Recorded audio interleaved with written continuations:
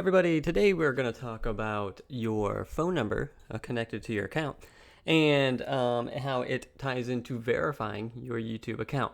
Now, when you go to YouTube, they will open features to you if you verify your account. And to verify your account, you have to use a phone number.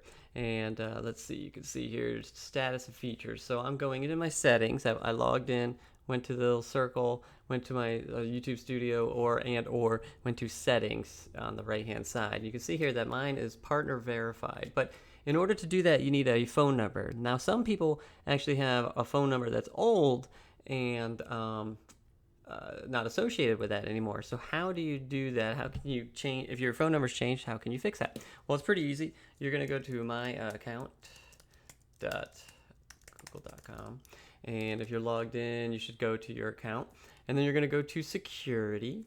And I'm not sure exactly, I don't want anybody to see the wrong thing, but when you go into security, you can easily scroll down and get to your recovery phone. Let's see here.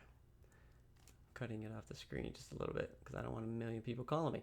Okay, so you can see here, recovery phone. We got the phone number. You would simply go in, click here, and change that.